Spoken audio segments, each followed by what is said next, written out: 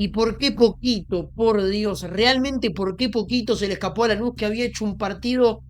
realmente ideal, más que nada en el primer tiempo, para poder llevarse un resultado soñado del partido de ida, arrancando ganando 2-0 en Chile, en un contexto, en un estadio vacío, que todo suena demasiado extraño luego de lo que fue el incidente U de Chile contra Independiente en Avellaneda, pero lo cierto es que Lanús se le escapó. Ganaba 2-0 y acaba de empatar 2-2 por la ida de las semifinales de la Copa Sudamericana en su visita al Estadio Nacional de Santiago, en su visita a la U de Chile en el partido de ida de las semifinales de la Copa Sudamericana. Y les digo, había hecho un partido perfecto porque realmente había sido extremadamente efectivo en el primer tiempo para poder irse al descanso ganando 2-0. Lanús no fue ni de casualidad un equipo futbolísticamente avasallante, no fue un equipo dominante, de hecho los números así lo demuestran y la U de Chile tuvo más del 60, creo, casi el 70% de posesión de la pelota y aún así daba la sensación de que el resultado que decía que Lanús ganaba 2-0 al entretiempo estaba bien, era lógico, o quizás no lógico, pero tenía sentido, porque al fin y al cabo el fútbol no es un deporte de merecimientos, sino un deporte de efectividad. Y cuando la efectividad está de tu lado, nada más importa. Un primer tiempo en el que Lanús con un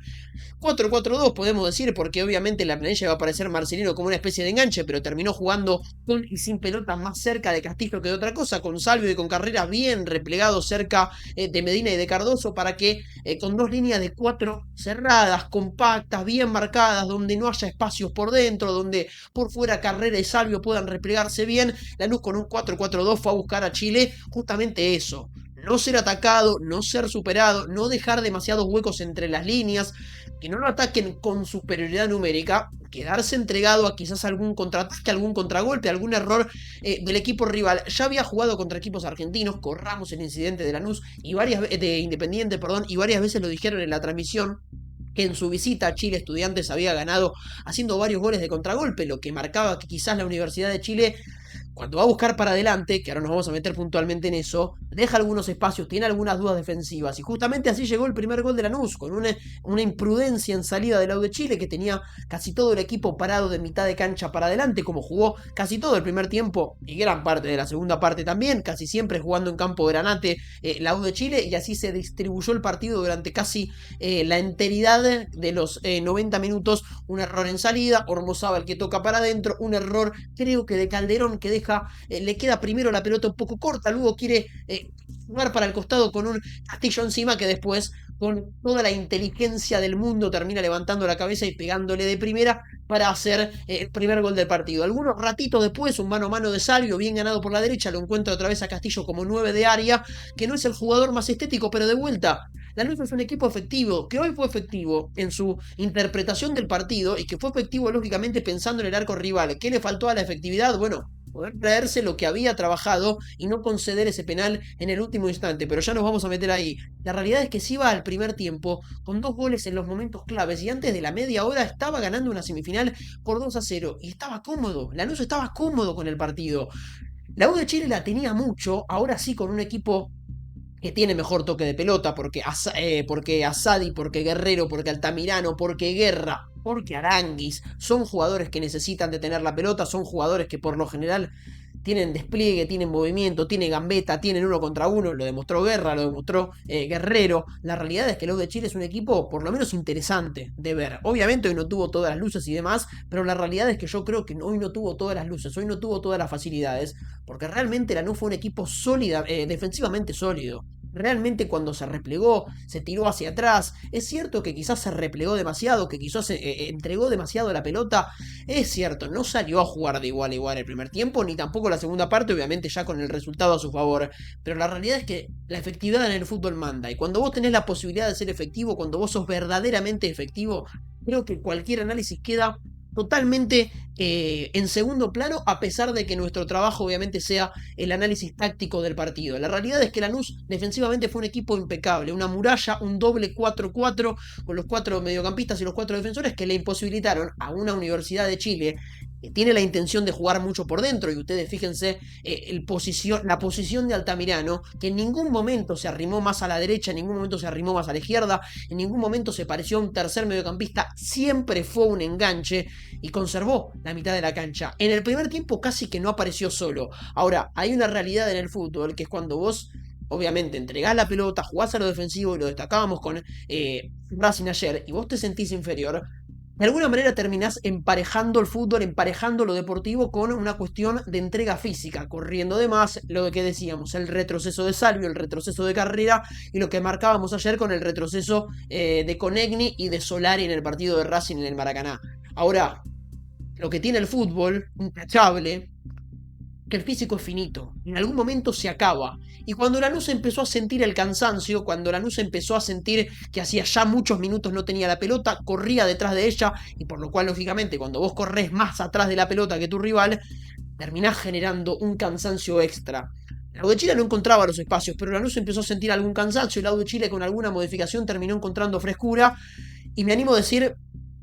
poniendo al delantero que termina haciendo el gol, Di Llorio, el argentino, creo que el entrenador del AU de Chile termina entendiendo que lo que le faltaba justamente era eso, un AU de Chile que había tenido la pelota casi todo el primer tiempo, casi todo el segundo tiempo, pero claro, no había encontrado los espacios, no había encontrado la profundidad, ni tampoco tenía a disposición un delantero de área que te pueda cambiar estas pelotas por bola. La primera que tocó la mandó a guardar, porque apareció en el lugar donde tenía que estar. Guerra no se siente como un delantero nato de área, no es uno de esos zorros de sector de área chica. Sí lo es Di Llorio, porque Di Llorio con ese 1,84 m, 85 termina yendo a buscar la segunda pelota de un córner pasado que vuelve, termina descontando, y ahí obviamente Lanús se le termina veniendo encima el partido. Cada vez más replegado, termina con casi 5, creo que 5 amonestados, si no recuerdo mal, por alguna amarilla que volvió también en los últimos minutos del partido, con la polémica del penal que me voy a meter ahí. Y la realidad es que el AU de Chile, cada vez con más presencia, con otro delantero que termina entrando del banco, con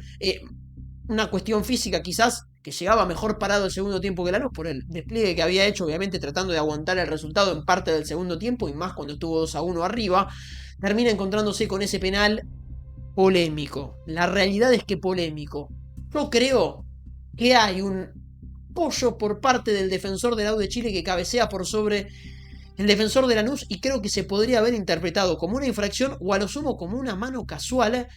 de un movimiento natural, de que en caso de que no sea infracción, bueno, a ver, el jugador de Lanús siente el contacto y estira el brazo justamente por una cuestión de pedir la infracción, y ahí es cuando la pelota le termina teniendo contacto en el brazo. Yo creo que era una jugada cuanto menos revisable de VAR, para que la terna brasileña lo llame al árbitro del partido, que fue el mismo que dirigió el Independiente Universidad de Chile en Avellaneda, y le diga, por lo menos venite a revisarla. Sabemos que cuando no es una decisión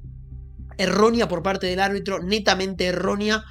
el VAR no tiene obligatoriamente que llamar al árbitro para que la revise, pero teniendo en cuenta que faltaban 30 segundos para que termine el partido, quizás la mejor opción hubiese sido que el árbitro, por lo menos para las cámaras, si no cambiaba la decisión, vaya a revisar la jugada al VAR. A Lanús se le escapó por muy pero muy poquito, porque realmente había hecho un partido o un primer tiempo de equipo grande, no por haber salido a arrollar al AU de Chile, sino por haber jugado como lo tenía que jugar, llegando 2 veces y embocándolos, y llevando obviamente a que el AU de Chile juegue un partido mucho más incómodo de lo que quizás debería haber jugado, por jugar como local, o por lo que intenta proponer con la pelota a los pies de Aranguis, de Altamirano, de Asadi, de Guerrero y demás, todos futbolistas que intentan buscar por dentro, que cuando se juntan bien, y la realidad es que se habían encontrado, más que nada en la primera parte, con un Lanús que había defendido muy bien, pero la realidad es que ese equipo grande que había demostrado ser Lanús en la primera parte, terminó completamente empañado por ese penal en el último instante del partido. Realmente se le escapó a uno de los clubes que vienen demostrando, que sigue demostrando hacer bien las cosas y los resultados. Ojalá que Lanús pueda meterse en la final de la Copa Sudamericana, porque creo que es un club que lo merece por el buen trabajo que viene haciendo. No es casualidad que haya jugado 2 semifinales de Copa Sudamericana consecutivas, que esté luchando por meterse en su tercera final de Copa Sudamericana. La realidad es que es un equipo que viene trabajando bien, y obviamente enfrente tiene un equipo que para mí no se merece estar jugando la competencia por ninguno de los factores, y a pesar de que el descalificado haya sido Independiente y el AU de Chile tenga que pagar jugando tanto 7 partidos como local como 7 partidos como visitante sin su público, creo que de igual manera tendría que estar descalificado de la competición. Señores, se le escapó la luz por esto, realmente por esto, porque había hecho un primer tiempo altamente efectivo, y lo que decimos, cuando el fútbol habla de efectividad. Todo lo demás queda en segundo plano y se le termina escapando sobre el final por ese penal polémico, chiquito, en el último instante que con una jerarquía tremenda Charles Aranguis cambia por gol. La semana que viene, jueves, mismo horario, 7 de la tarde, en la Fortaleza, Lanús como local, con una cancha que va a estar enteramente conformada por hinchas granates, va a buscar jugar la final de la Copa Sudamericana. Se le escapó contra Cruzeiro el año pasado y no quiere que contra esta Universidad de Chile se le escape otra vez el boleto a la final. Señores, 2 para Luz de Chile, 2 para Lanús en el estadio de Santiago de Chile. No pudo ser para el Granate a pesar de haber jugado un partido en el que se podría haber quedado con una